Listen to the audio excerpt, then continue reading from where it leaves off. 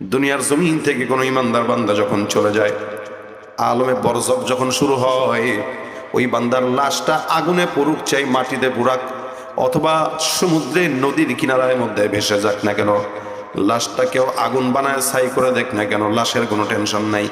বান্দা ইন্তেকালের পর রূহটা আল্লাহর কাছে চলে যায়। আল্লাহ পাক ওইটাকে সুন্দর করে সাজায়, আবার কবরের ভিতরে উত্থান করে। ওই কবরের ভিতরে আল্লাহ পাক রব্বুল আলামিনের ফেরেশতারা চলে আসে। কখন আসে? আলমে বরজখ থেকে কবরে দেওয়ার পর আল্লাহর বান্দারা যখন ওখান থেকে হাঁটা শুরু করে, লাশটা কাফন দাফন করানোর পর বান্দারা যখন চলে যাওয়া শুরু করে, ওই মাইয়েতটা কবরে শুয়া শুয়া ওই মানুষের হাঁটা চলার শব্দগুলো তারা তাদের কানে শুনতে পায়।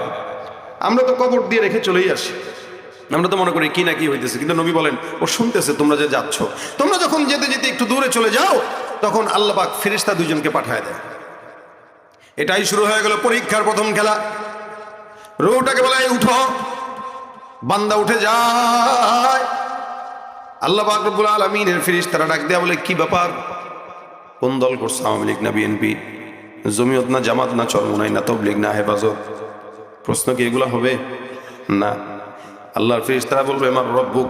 কমন প্রশ্ন, বলো তো তোমার রবকে। দুনিয়ার জমিনে যদি রব হিসেবে আল্লাহকে না মানে, সেদিন আর বলতে পারবে না। আর যদি দুনিয়ার জমিনে আল্লাহর গোলামি করে, সেদিন এক বাক্যে বলবে রব্বি আল্লাহ, আমাদের রবকে। কে?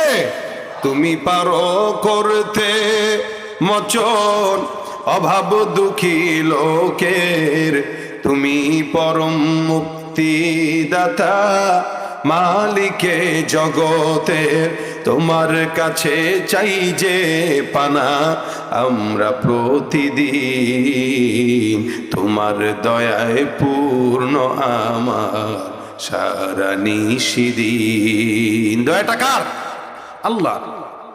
প্রশ্ন করবে রবকে, এ বলবে লা আদরি, জানি না রে ভাই। কেন, প্রণবী আসে নাই? আসছিল তো। তাহলে মানলা না যে, শুনলা না যে, জানো না যে? আচ্ছা বুঝলাম, দিন কি দিন কি? তখন কি কইব যে অমুক দল? সুযোগ নাই। অমা দিনুকা, মুসলমান যদি হয়, ইমানদার যদি হয়, আলমে বরজকে বলবে দিন আল ইসলাম। 3 নম্বর প্রশ্ন ডাক দিয়া বলবে, কোন রেওয়ায়েতে আসছে আল্লাহর নবীকে সামনে দাঁড় করাবেন, আবার কোন কোন রেওয়ায়েতে বলছেন আল্লাহর নবীকে, তোমার নবীকে বলো তো তোমার পয়গম্বর কে ছিল? বান্দা যদি মূর্খ হয় বলবে জানি না। কখনো বা রাসূল সাল্লাল্লাহু আলাইহি ওয়াসাল্লামকে সামনে ধরাবেন, চিনুনি। যদি বেঈমান হয় তাহলে বলবে না, এটা তো কোনোদিন দেখি নাই। আর ইমানদার যদি হয় বলবে চিনি না, মানে আল্লাহর নবীর সুন্নতের জন্যই তো সারা জিন্দেগি যুদ্ধ আর জিহাদ করেছি। সুবহানাল্লাহ। আল্লাহর ফেরেশতারা এবার তাকে বলবে ঠিক আছে, প্রশ্নগুলো সুন্দর হয়েছে, জবাবটা সুন্দর, এই ইমানদার এই জায়গায় সুন্দর করে থাকো। সঙ্গে সঙ্গে আল্লাহ পাক রব্বুল আলামিন বান্দার কবরটাকে 70 হাত প্রশস্ততা করে বড় করে দিবেন। সুবহানাল্লাহ। বান্দার কবরটা এখন বড় হয়ে যাবে। বান্দা বলবে আমি আমার পরিবারের কাছে যেতে চাই। কোনো হাদিসের রাওয়ায়াতে আসছে এভাবে, আমি আমার পরিবারের কাছে যাইতে চাই। আল্লাহর ফেরেশতারা বলবে টেনশনের কারণ নাই, নাম কানামাতিল আরুস, এমন ভাবে ঘুমাও বাসর রাতে নবদুলহান যেভাবে ঘুমায়, স্বামী স্ত্রী যেভাবে আরাম করার পর ঘুমায়, এ আল্লাহর বান্দা এই জায়গাটায় তুমিও বাসর রাতে মিলনের পরের আরামের মতো ঘুম দাও। এই ঘুমটা তখনই ভাঙবে যখন সিংহায় ফু দিয়ে কিয়ামত সংগঠিত হয়ে যাবে। সুবহানাল্লাহ। এমন ভাবে ঘুমাবা, তোমার রুম বড় করে দেওয়া হয়েছে, যেমন চিকনা চিপা চাপা রুমে থাকতে ভালো লাগে না, একটু প্রশস্ত রুম হইলে ভালো লাগে। তো কবরকে 70 হাত প্রশস্ত করে দিবেন এবং জান্নাত থেকে একটা দরওয়াজা খুলে দিবেন, যে জান্নাতের দরওয়াজা দিয়ে বান্দার কবর পর্যন্ত আলো পৌঁছায় যাবে। যারা বলেন সুবহানাল্লাহ বিহামদি। এবং বলা হবে তাকে জান্নাতের বিছানা বিছায় দাও, তাকে জান্নাতের কাপড় পরায় দাও, জান্নাতের একটা দরজা খুলে দাও। এই বান্দার জন্য জান্নাতের একটা দরজা খুলে দাও। বান্দা জান্নাতের ভিতরে আবহাওয়া কবরের ভিতরে পাবে। এই আবহাওয়াটা কবরের ভিতরে পাওয়ার পর বান্দা এখান থেকে সুন্দর করে জান্নাতের নিয়ামত উপভোগ করবে আর ঘুমাবে। এই মুসলমান নবীর উম্মত সেদিন প্রশ্ন যদি না জানা হয়, আল্লাহর কসম, আল্লাহর হাবিব বলেন তখন ফেরেশতারা কবরটাকে আরো সংকীর্ণ করে দিবেন। কবরটা 2 পাশ থেকে এমন করে চাপ দিবে এই রাসূল এভাবে দেখাইছেন, একটা হাত যেরকম আরেকটা হাতের সঙ্গে এভাবে ঢুকানো হয়, কবরের চাপটা বান্দার দুই খাসা বুকের একসঙ্গে একটার ভিতরে একটা ঢুকে যাবে। আমার আল্লাহ পাক রব্বুল আলামিন বান্দার জন্য জাহান্নামের বিছানা দিয়ে দিবেন, আর বান্দার জন্য জাহান্নামের একটা দরজা বান্দার কবর পর্যন্ত পৌঁছায় দিবে। বান্দা ওখানে থাকবে, জাহান্নামের আযাব বান্দার কবরের মধ্যে চলে আসবে। এই জন্য জান্নাত আর জাহান্নাম আল্লাহ পাক রব্বুল আলামিন, এটা হলো বান্দার জন্য 2 নম্বর ধাপ। আলমে বরজাখ যখন শেষ হয়ে যাবে, বান্দা ঘুমাবে, কিয়ামত পর্যন্ত ঘুমাবে। এবার আল্লাহ পাক রব্বুল আলামিন কিয়ামত সংগঠিত করবেন, হিসাব নিকাশ শুরু হয়ে যাবে। এটা হলো বান্দার জন্য 2 নম্বর জগৎ, হিসাব নিকাশ। আম্মা জান আয়েশা রাদিয়াল্লাহু তাআলা আনহা বলেন, ইয়া রাসূলুল্লাহ, হিসাব নিকাশের দিন, কিয়ামতের ময়দান, আল্লাহর বান্দারা নাকি উলঙ্গ অবস্থায় বের হবে। নবী বলেন, আম্মা জান আয়েশা বলেন, ইয়া রাসূলুল্লাহ, উলঙ্গ অবস্থায় থাকলে একজন তো আরেকজনকে দেখবে, পয়গম্বর এটা কেমন জিনিস? নবী বলেন, শোনো, বান্দা তার হিসাব নিয়ে এত বেশি পেরেশানির মধ্যে থাকবে যে বান্দা কেউ কারো সঙ্গে তাকানোর সুযোগই তো পাবে না। দুনিয়াতেই তো মানুষ মুসিবতে যখন পড়ে, কোনো সমুদ্রে ডুবে যায়, নদীতে ডুবে যায়, ওই সময়টাতেও তো বান্দা একদম ডুবার অবস্থায়, ওই সময়টাতেও অনেক সময় বাচ্চারা চিনে না, দূর বাচ্চা যাক গা, আমি বা চিনি আগে। স্বার্থপর মানুষ হলে এটা করে। বাচ্চা ডুবে যাক, বউ ডুবে যাক, কোনো জায়গায় বোম ফুটছে, আগুন লাগছে, দেখবেন পরিবারের চিন্তা নেই, হে আগে দৌড় মারছে, সে আগে দৌড় মারছে, কেন? বাঁচতে হবে তো। এ দুনিয়ার সামান্য হালত যদি এরকম হয়, তাহলে কিয়ামতের ময়দানের অবস্থা কত ভয়াবহ, কঠিন। ওই কঠিন সময় আল্লাহর বান্দাটা কেউ কারো দিকে নজর দিবে না। সেদিন একমাত্র বিচার দিবসের মালিক থাকবে কে? আল্লাহ, মালিক ইয়াউমিদ্দিন, বিচার দিবসের মালিক আল্লাহ। আল্লাহ বলবেন, লিমানিল মুলকুল ইয়াউম, লিল্লাহিল ওয়াহিদিল কাহ্হার। রাজত্ব তখন আমেরিকা আমাদের কাছে থাকবে না, এই দিল্লি একদম শেষ করে দিবে আল্লাহ। আল্লাহ পাক রব্বুল আলামিন রাজত্ব কারো কাছে দিবেন না সেদিন, শুধুমাত্র রাজত্ব আল্লাহর।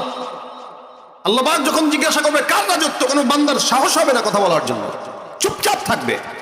এই কি করতে হবে আল্লাহরে বলেন না? এত কষ্ট, সূর্য মাথার উপরে, ঘামে মানুষ ডুবে যাবে, একজন আরেকজন ওই ঘামের নদীতে সাঁতরাইতে থাকবে, নাক পর্যন্ত, কান পর্যন্ত, চোখ পর্যন্ত ঘামে কেউ ডুবে যাবে। এত কষ্ট, বলবে আরে এই কষ্ট থেকে বাঁচতে চাই, এই কষ্ট আর ভালো লাগতেছে না, কতক্ষণ দাঁড়ায় থাকবো? হিসাব নিকাশ যা নিবে আল্লাহ নিয়ে একটু আমাদেরকে পার করুক না, কতক্ষণ এভাবে দাঁড়ায় থাকা যায়? তো মানুষ ভয় পেয়ে যাবে, পেরেশান হয়ে যাবে। কিভাবে কি করা যায়? আল্লাহ পাক রব্বুল আলামিন বান্দার সূর্যটা মাথার উপরে দিবে, মাথার মগজ টকবক করে ফুটবে,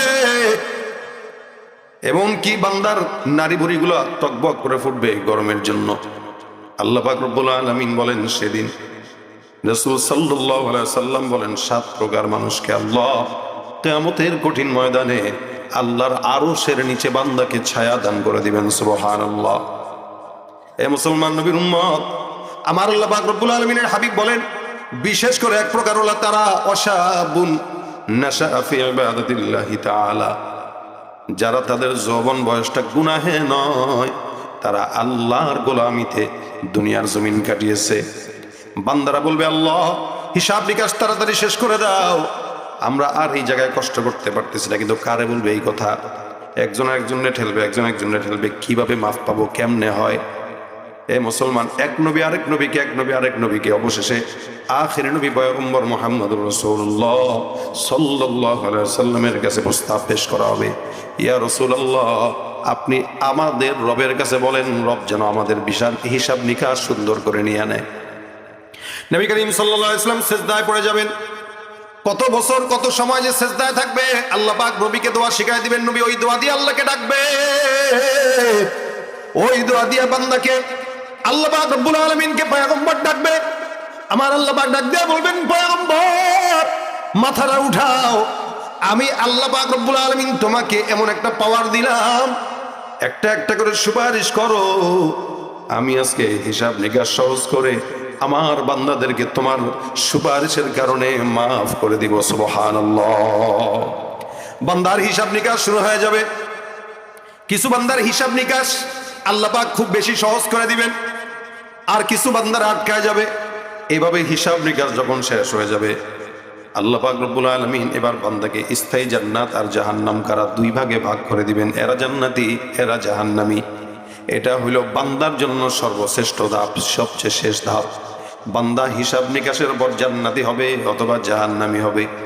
মনে রাখবেন, সেদিন হিসাব নিকাশ আল্লাহ পাক বান্দার আমল দেখে করবে না, আল্লাহ বান্দার অন্তর দেখে করবে। দুনিয়াতে কে কোন নিয়তে কোন কাজ করেছো, প্রত্যেকটা নিয়তের বরকতে আল্লাহ পাক বান্দারে ক্ষমা করে দিবেন। আমার আল্লাহ পাক ডাক দিয়া বলেন, আনা ইনদা যন্নি আবদি বি, আমি আমার বান্দা যতটুকু ধারণা রাখবে ঠিক ততটুকু ধারণা অনুযায়ী বান্দার উপরে আমি আল্লাহ পাক আমার সব দয়া বান্দার উপর বর্ষণ করব। আল্লাহ পাক সেদিন তার দয়া মায়া দিয়া কোটি কোটি বান্দাকে আল্লাহর জান্নাত দিয়ে দিবেন। নবী সাল্লাল্লাহু আলাইহি ওয়াসাল্লাম বলে, ইমানদার বান্দা জানো মহাব্বত আল্লাহর কতটুকু আছে, দয়া আল্লাহর কতটুকু আছে। মহাব্বত, প্রেম, মায়া, ভালোবাসা যখন আল্লাহ পাক রব্বুল আলামিন বানায়, এটাকে 100 ভাগে ভাগ করা হয়। 100 ভাগ মহাব্বত, মায়া, প্রেম, ভালোবাসা, দয়া 100 ভাগে ভাগ করা হয়। 100 ভাগের 1 ভাগ মহাব্বত আল্লাহ গোটা দুনিয়া ছড়ায় দেয়। 1 ভাগটার মহাব্বত ইনসানের মধ্যে দেয়, জিন্নাতের মধ্যে দেয়, মাখলুকাতের মধ্যে দেয়। 1 ভাগ মহাব্বত নিয়ে মায়ের প্রতি সন্তানের কতটুকু মহাব্বত, ভালোবাসা। 1 ভাগ মহাব্বত নিয়ে পশু পাখির একজনের প্রতি আরেকজনের প্রেম। 1 ভাগ মহাব্বত নিয়ে সন্তানের প্রতি বাবার কতটুকু প্রেম। 1 ভাগ মহাব্বত নিয়ে উম্মতের প্রতি পয়গম্বর মুহাম্মদের কতটুকু প্রেম।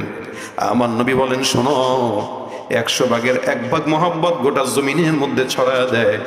বাকি 99 ভাগ মহাব্বত কেবলমাত্র কিয়ামতের ময়দানে হিসাব নিকাশের সময় আমার আল্লাহ শুধুমাত্র তোমাকে ক্ষমা করার জন্য মাওলা ভিতরেই আল্লাহ রেখে দিয়েছেন। সুবহানাল্লাহ। 99 ভাগ মহাব্বত আল্লাহ পাক তার কাছে রেখে দিয়েছেন শুধুমাত্র বান্দাকে ক্ষমা করার জন্য, যার কারণে কিয়ামতের ময়দানে হিসাব নিকাশের সময় হাজার হাজার কোটি বান্দাকে আমার আল্লাহ মাফ করে দিবেন। এ মুসলমান, যারা মাফ পাবে তারা তো সাঈদ। আল্লাহ পাক রব্বুল আলামিন বলেন, ফামিনহুম শাকীয়ুন ওয়া সাঈদ। একদল থাকবে জান্নাতি, আরেক দল জাহান্নামী। একদল সৌভাগ্যবান, আরেক দল দুর্ভাগ্যবান। কিছু বান্দা থাকবে যাদের দুর্ভাগ্য, দুনিয়ার জমিনে গুনাহ করছে, অন্যায় করছে, যার কারণে কবরের জগৎটা মারাত্মক খারাপ। আল্লাহ পাক ওই সমস্ত বান্দাদেরকে কবরের জগৎ থেকেই আযাব দেওয়া শুরু করে দেয়। অনেকে মনে করে কবরে মনে হয় আযাব হয় না। নবী সাল্লাল্লাহু আলাইহি সাল্লাম বলেন, হয় এই ইমানদার, আল্লাহ পাক কবরে যে আযাব দেয়, এই আযাব আমি যেমন ভাবে শুনি এমন ভাবে যদি তোমরা শুনতা, আল্লাহর কসম তোমরা লাশকে কবর দেওয়ার জন্য রাজি হইতে পারতা না। এই আযাবটা যদি আমি পয়গম্বর যেমনে শুনতাম, আমি যেমনে শুনেছি তোমরাও যদি এমনি শুনতা, আমি ভয় পাই তোমরা লাশকে দাফন করতা না, এমনি রেখে দিতা। কারণ লাশটা দাফন হওয়ার পর এমন আযাব হয়, গুনাহগার বান্দাকে এমন চাপ দেয় আর আযাব হয়, বিশাল বড় হাতুড়ি দিয়ে বাড়ি দেওয়া হয়, বান্দা 70 হাত মাটির নিচে দেবে যায়, আবার উঠে যায়, আবার আযাব দেওয়া হয়। এমন এমন ফেরেশতাকে নিযুক্ত করা হয় যাদের চক্ষু নাই, কান নাই, কথা বলতে পারে না, বোবা। এরা যেন চিৎকার করলে আর কানের মধ্যে আওয়াজ না আসে, মায়া না লাগে, যার কারণে এমন এমন ফেরেশতাদেরকে দিয়ে আল্লাহ পাক কবরের মধ্যে আযাব দেয়। এই মুসলমান নবীর উম্মত খুব বুঝবেন, কবরের জগতের আযাব আল্লাহ পাক রব্বুল আলামিনের হাবিব বলেন, ইনসান আর জিন্নাত ছাড়া আল্লাহ পাক রব্বুল আলামিন সব মাখলুকাতদেরকে কবরের আযাব শোনায় দেয়। এই জমিনের যত পশু পাখি আছে এরা কবরের আযাব শুনে, কিন্তু আমি আপনি শুনি না। আপনি যদি শুনতাম তাহলে আমি কবরের পেরেশানিতে পাগলের মতো হয়ে যেতাম। আমরা শুনতে পাই না, তাই আমাদের কাছে এটার গুরুত্ব নাই। নবী সাল্লাল্লাহু আলাইহি ওয়াসাল্লাম শুনতেন। কখনো কখনো কবর দিয়ে হেঁটে যাইতেছেন আল্লাহর রাসূল, কবর দিয়ে হেঁটে যাইতেছেন পাশ দিয়া। আল্লাহ নবী সাল্লাল্লাহু আলাইহি ওয়াসাল্লাম কখনো কখনো বলেন, একবার পয়গম্বর কবরের কিনারায় হাঁটার পর আল্লাহ নবী কবর জিয়ারত করতেছেন, সাহাবা আজমাইন পাশে। আল্লাহ নবী ডাক দিয়া বলে, ইন্নাহুমা লা ইউআযিবান। এই কবরের ভিতরে আযাব হয় 2 কারণে। এ মুসলমান শুনেন, কবরের ভিতরে আযাব হইতেছে, পয়গম্বর শুনতেছে যে এই 2টা কবরে আযাব হয়। রাসূল করিম সাল্লাল্লাহু আলাইহি ওয়াসাল্লাম কবরের সামনে যা ডাক দিয়া, আল্লাহ এই কবরের আযাবটা তুমি আল্লাহ মাফ করে দাও। সাহাবা একরাম চিন্তায় পেরেশানিতে পড়ে গেছে। আল্লাহ পাক রব্বুল আলামিনের হাবিব আল্লাহর কাছে ডাক দিয়া বলে, মালিক এই কবরে আযাব হয়, আল্লাহ তুমি কবরে আযাব বন্ধ করে দাও। আল্লাহর নবীর দোয়া করার পর কবরের আযাব বন্ধ হয় না। আবার পয়গম্বর দোয়া করে, মালিক কবরের আযাবটা বন্ধ করে দাও, আযাব বন্ধ হয় না। নবী সাল্লাল্লাহু আলাইহি ওয়াসাল্লাম আসমানের দিকে তাকায় ডাক দেয়া বলে, আল্লাহ এই কবরের আযাব বন্ধ করে দাও, এরপরও বন্ধ হয় না। আল্লাহ নবী ডাক দেয়া কয়, সাহাবা আজমাইনের দল, চিন্তার বিষয়, কবরের আযাব হইতেছে, আমি নবী দোয়া করা সত্ত্বেও কবরের আযাব মাফ হয় না। আকা নামদার যেখানে দোয়া করে কবরের আযাব মাফ হয় না। নবী বলেন, এই কবরটা কার কবর? এলাকার ভিতরে এই কবরের ভিতরে কাদের কাদের আত্মীয় আছে তাদেরকে একটু ডাক দাও, আমি দেখবো এই কবরটা কার। নিশ্চয়ই অন্য কোনো জায়গায় সমস্যা, কারণ আমি পয়গম্বর দোয়া করার পর কবরের আযাব মাফ হয় না। আযাব তো এখনো চলতেছে, একটু ডেকে নিয়ে আসো কাদের কাদের আত্মীয় স্বজন এই কবরের ভিতরে আছে। সাহাবা আজমাইন সবাইকে এলান করে দেয়, এই জায়গায় কাদের কাদের কবর আছে তোমরা একটু চলে আসো। সাহাবা আজমাইনদের এলানের পর সবাই চলে আসলো, যার যার কবর আত্মীয় স্বজনের তার তার কবরের সামনে দাঁড়ায় গেল। এই কবরটা যেই কবরে এখনো আযাব হয়, আযাব মাফ হয় না, এই কবরে এখনো আযাব চলতেছে, এই কবরের সামনে কেউ আসে নাই। নবী আরো পেরেশান, আয় হায় সব মানুষটা তাদের কবরের সামনে, আত্মীয় স্বজনের কবরের সামনে হাজির। এই আল্লাহর বান্দা কে যার কবরে এখন কেউ আসে নাই, এই বান্দার কবরের আযাব মাফ হয় না। কিছুক্ষণ পর তাকায় দেখে একটা মুরব্বী বৃদ্ধা মানুষ লাঠিতে ভর করে টুকটুক করে কবরের দিকে আগায় আসতেছে। নবী আমার ওই মুরব্বীকে ডাক দিয়া বলে, মা এই কবরটা কার কবর? এই কবরের ভিতরে আযাব হইতেছে, এই কবরটা কার? মুরব্বী মহিলা ডাক দিয়া বলে, ইয়া রাসূলুল্লাহ কবরের ভিতরে আযাব হয়নি? বলে, হ্যাঁ, দাও দাও করে আগুন জ্বলে, আমি পয়গম্বর দোয়া করার পর এখনো পর্যন্ত কবরের আযাব মাফ হয় নাই। বিদ্যাটা ডাক দেয়া বলে, আলহামদুলিল্লাহ, আল্লাহ তোমার রহমত যে তুমি আমারে এই বান্দার কবরের আযাব শোনাইছো। আল্লাহ নবী পেরেশান হয়ে গেছে, আরে কয় কি? আমি বলতেছি কবরে আযাব চলতেছে, এ বলতেছে কবরের আযাব শুনে সে খুশি। এই তুমি কি জানো কবরে কেমন আযাব চলতেছে? তুমি কি জানো? ধারণা আছে? যেমন চায় চলুক, আযাব হইতেছে, আমি খুশি, আল্লাহ মানে দেখাইছে। কে তুমি? কে ইয়া রাসূলুল্লাহ মাফ করবেন, এই কবরে যে শোয়া আছে আমার সন্তান, আমি তার মা, হতভাগা মা, আমার সন্তানটা কবরের ভিতরে, আমার খুশি লাগে কেন? আল্লাহ নবী বলে, তুমি জানো না কবরের ভিতরে কেমন আযাব? যেমন আযাবই হোক, এই কবরের ভিতরে আযাব হয়, আমার কোনো আপত্তি নাই, চলতে থাকুক, আমি বাসায় যাই। নবী ডাক দেয়া বলেন, না না, এটা করা যাবে না। কবরের ভিতরে যে আযাব হয় এটা যদি তুমি শুনতা পাগল হয়ে যেতা। বৃদ্ধ কয়, শোনা দরকার নাই, কবরের আযাব হইতেছে হোক, এটাই তো তার সঙ্গে হওয়ার ছিল। আল্লাহ নবী ডাক দেয়া বলে, আল্লাহ এই মহিলাটা বুঝতে পারে নাই, যার কারণে কবরের আযাব হওয়ার জন্য দোয়া করে। আল্লাহ আমি পয়গম্বর দোয়া করলাম, মালিক নিশ্চয়ই কোনো না কোনো ঝামেলা মা আর সন্তানের মধ্যে হয়েছে, কিন্তু কবরের মধ্যে যে আযাব হয়, আল্লাহ এই আযাবটা এই মাটাকে একটা সেকেন্ডের জন্য হইলেও তুমি তাকে দেখায়া দাও। নবী আমার দোয়া করে দিলেন, মালিক এই বৃদ্ধাকে কবরের আযাব দেখায়া দাও। আল্লাহ নবীর দোয়া কবুল হয়। হঠাৎ করে আল্লাহ পাক রব্বুল আলামিন বৃদ্ধার চোখের সামনে পর্দা সরাইয়া কবরে আযাব দেখা দেয়। সঙ্গে সঙ্গে চিৎকার দিয়া জমিনের ভিতরে বেহুশ হয়ে পড়ে গেছে। সাহাবা আজমাইন পানি ছিটায়া দেয়। বৃদ্ধ লাভ দিয়ে ওইটা কাজ, ইয়া রাসূলুল্লাহ মাফ চাই, মাফ চাই, কেন ধরছি? আল্লাহ রাসূল দোয়া করেন আমার সন্তানকে যেন আল্লাহ বাঁচায়। নবী বলেন, না না, কেন এখন বলো? ইয়া রাসূলুল্লাহ যে আযাব আল্লাহ পাক আমার চোখে দেখাইলেন, আল্লাহ রাসূল আপনার কাছে কাকুতি মিনতি করে বলতেছি, পয়গম্বর দোয়া করেন যেন আমার সন্তানের আযাব মাফ হয়ে যায়। মা এবার পাগলের মতো হয়ে গেছে, টেনশনে পড়ে গেছে। আল্লাহ নবীকে আল্লাহ পাক রব্বুল আলামিন এরকম একটা পাওয়ার দিয়ে দিয়েছেন যে দোয়া করবেন কবুল হয়। আল্লাহ পাক রব্বুল আলামিনের হাবিব বলেন, না আমি বললে লাভ নেই, যতক্ষণ তুমি মা মাফ না করবা ততক্ষণ আল্লাহ পাক এই কবরের আযাব বন্ধ করবেন না। মা ডাক দেয়া বলে, আমি আমার সন্তানকে মাফ করে দিলাম, পয়গম্বর আপনি আগে দোয়া করেন আল্লাহ যেন তার কবরের আযাব বন্ধ করে দেয়। নবী সাল্লাল্লাহু আলাইহি ওয়াসাল্লাম দোয়া করে, মালিক এই কবরের আযাবটা তুমি বন্ধ করে দাও। মা তো মাফ করে দিস। আল্লাহ রসুল দেখলেন দোয়া করার সাথে সাথে কবরের আযাব মাফ হয়ে গেছে। নবী আমার ডাক দিয়া বলে, বৃদ্ধ মা, কেন তুমি তোমার সন্তানকে কবরে আযাব হোক এটা তুমি চাইছো, একটু আমার কাছে কারণটা বলো। বৃদ্ধ মা ডাক দিয়া বলে, আমার স্বামী ছোটবেলায় ইন্তেকাল করেছে, যখন বাচ্চাটা করবে অথবা বাচ্চাটা ছোট, ওই তখন থেকে আমি দ্বিতীয় বিয়ে করি নাই। আমি আমার সন্তানটাকে লালন পালন করে বুকের সঙ্গে আগলে রেখে সন্তানকে বড় করলাম। আমি তাকে খাওয়াইলাম, পড়াইলাম, তার জন্য এমন কোনো কিছু নাই যেটা করি নাই। আমার সন্তান আমাকে বড় হওয়ার পর তাকে আমি যখন বিয়ে দিলাম, সে প্রতিনিয়ত তার বিবির কথা শুনে আমি মায়ের গায়ে আঘাত দিত। তার বিবি তাকে যেটা বলতো সেটাই শুনতো। রাতের বেলা যখন সারাদিন বাস কাজ কাম করার পর ঘরের ভিতরে আসে, ঘরের ভিতরে আসার পর আমি মায়ের গায়ে হাত তুলত।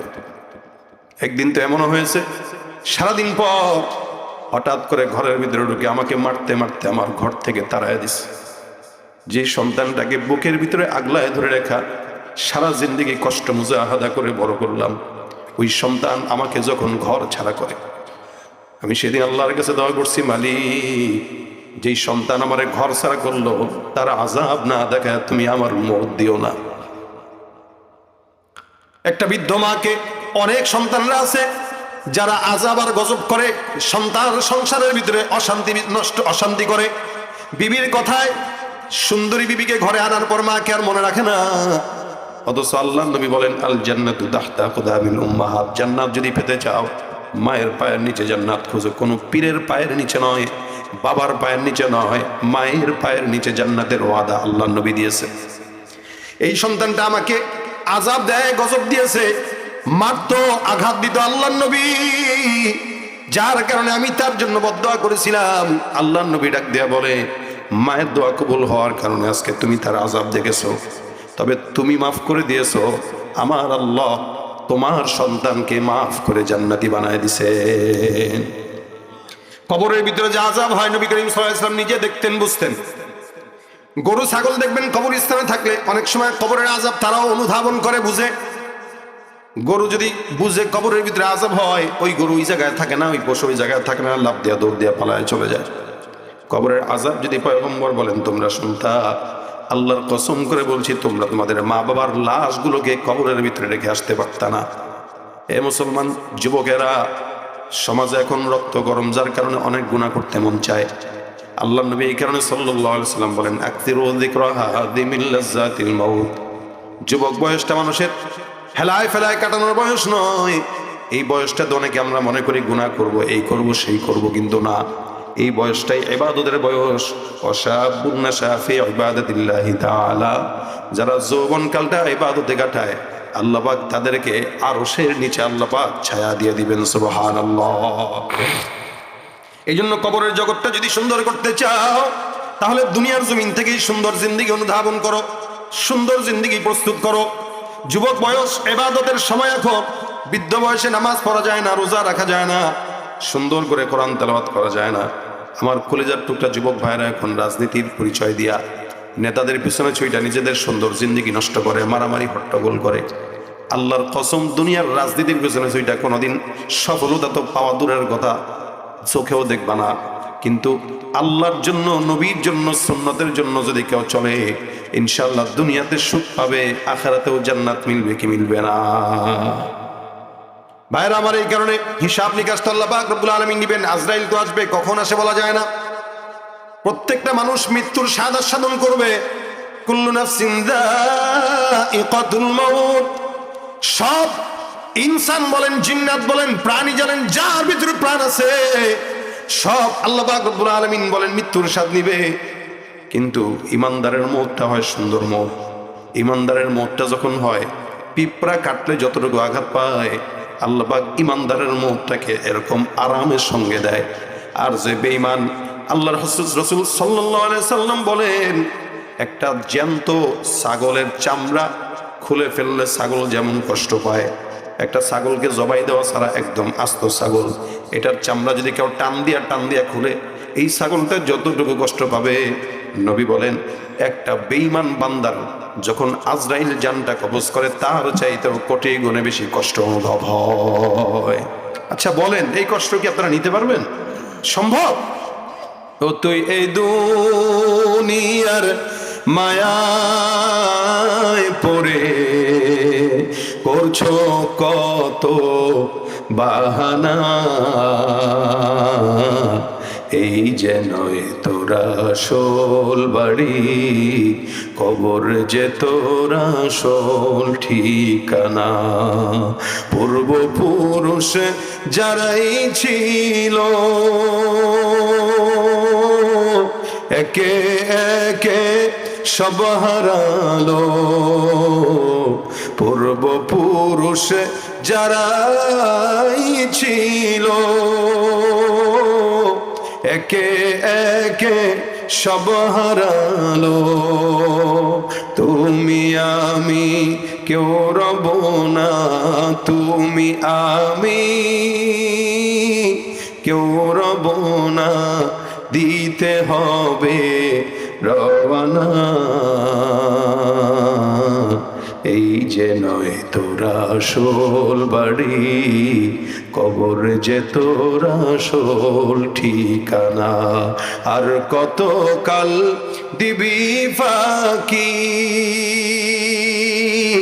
বেশি দিন আর নাই যে বাকি, কবর তোমায় লইবে ডাকি, আজরাইল তো লইবে ডাকি, শুনবে না তো কারো মানা।